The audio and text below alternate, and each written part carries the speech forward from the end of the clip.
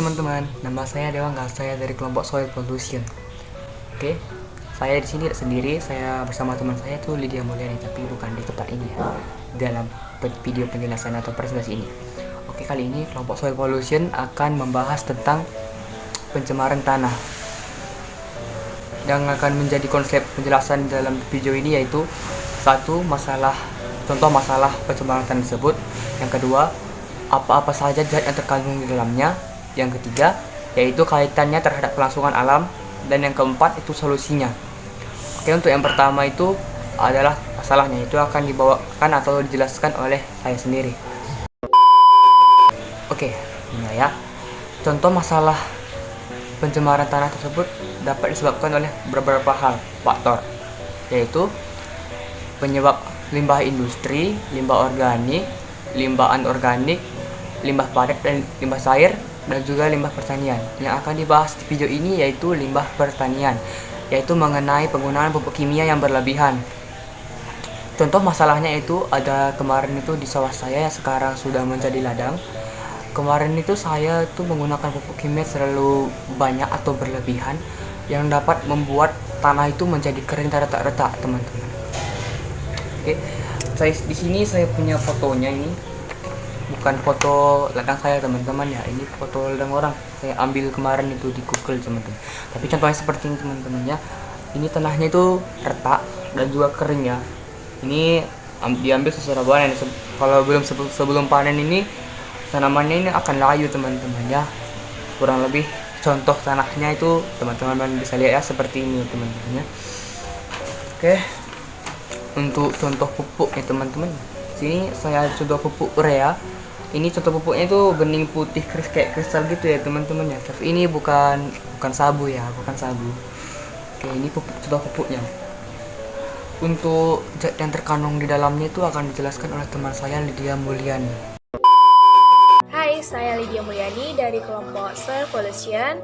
Di sini saya akan melanjutkan materinya. Saya akan membahas tentang zat apa saja yang terkandung di dalam pupuk dan zat apa saja yang terkandung di dalam tanah. Zat yang terkandung di dalam pupuk itu ada nitrogen 15%, fosfat 15%, kalium 15%, kadar air maksimal 2%, dan sulfur 10%. Contoh pupuknya yaitu pupuk urea yang mengandung 46 kg nitrogen, 0,5% moistur, 1% kadar biuret, dan berbentuk pril. Ciri-ciri pupuk urea yaitu mengandung nitrogen yang berkadar tinggi. Selanjutnya, zat apa saja sih yang terkandung di dalam tanah?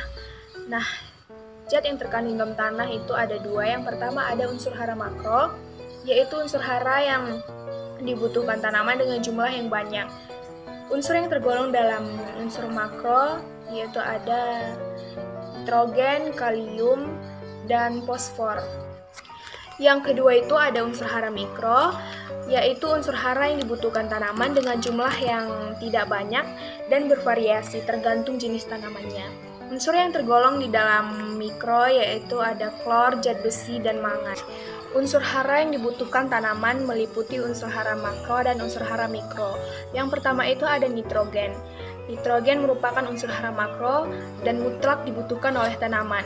Gejala yang dialami tanaman jika kekurangan unsur nitrogen yaitu pertumbuhannya akan lambat dan tumbuhannya akan kering dan kurus. Yang kedua itu ada fosfor. Fosfor berfungsi untuk merangsang pertumbuhan akar dan gejalanya yaitu seluruh warna daun akan berubah menjadi lebih tua. Yang ketiga itu ada kalium. Kalium berfungsi untuk membantu pertumbuhan protein dan karbohidrat.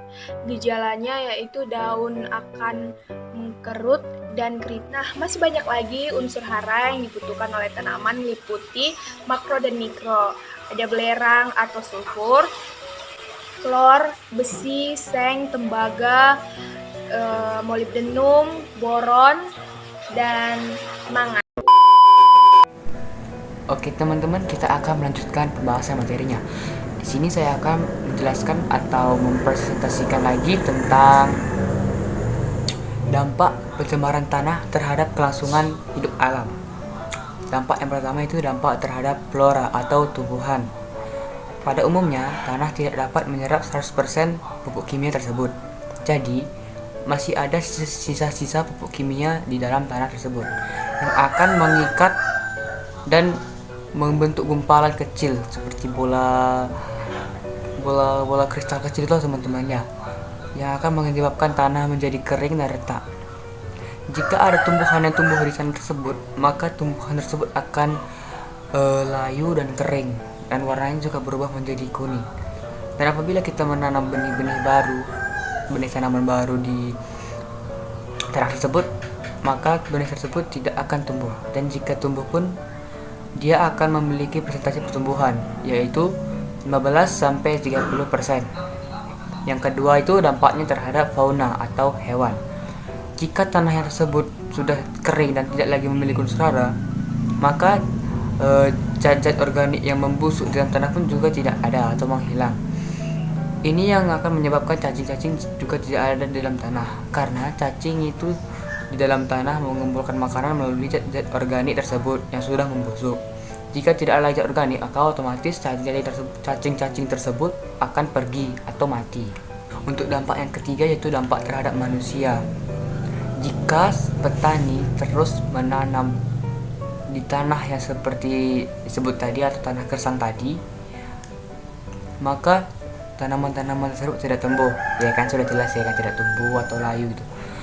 Apabila tanaman tersebut tidak tumbuh layu dalam jangka panjang, maka akan terjadi kelangkaan bahan produksi makanan, contohnya seperti padi, jagung, kacang-kacangan, buah-buahan, dan lain-lainnya, yang akan menyebabkan perekonomian negara itu menurun. Ya seperti tadi, apabila terjadi kelangkaan, maka ekonomi negara tersebut akan turun. Ya, misalkan turun, kita harus mengimpor dari luar negeri, itu makanya turun. Oke ya guys ya. Oke, sekian penjelasan ini dari saya. Selanjutnya akan dilanjutkan oleh teman saya berikutnya, itu Lydia Mulani. Oke. Nah, di sini kita akan melanjutkan materinya. Kita akan membahas apa sih solusi dari pencemaran tanah tersebut. Yang pertama, kita bisa melakukan daur ulang sampah anorganik. Jangan membuang sampah ke dalam selokan, tidak membuang sampah deterjen langsung ke tanah dan ke saluran air. Menjaga kelestarian tanaman untuk mengurangi pengikisan lapisan humus tanah, melakukan remediasi yaitu aktivitas membersihkan permukaan yang sudah tercemar. Selanjutnya kita bisa melakukan bioremediasi, yakni pembersihan pencemaran tanah menggunakan mikroorganisme seperti bakteri dan jamur. Cara kerja bakteri yaitu dengan menguraikan bahan mati, memecah ikatan karbon, melepas CO2, molekul kecil, molekul organik, dan melepas nitrogen ke tanah. Contoh mikroorganisme tanah yaitu ada tungau, larva, cacing tanah, dan rayap. Sekian dari saya, Lydia Mulani, kelompok Soil Evolution, dan semoga ini bermanfaat bagi teman-teman. Maaf jika ada kekurangan kata atau kesalahan kata. Terima kasih. Oke, sekian penjelasan atau presentasi dari kelompok kami. Jika ada kesalahan kata, mohon dimaklumi. Sekian dan terima kasih. Bye-bye.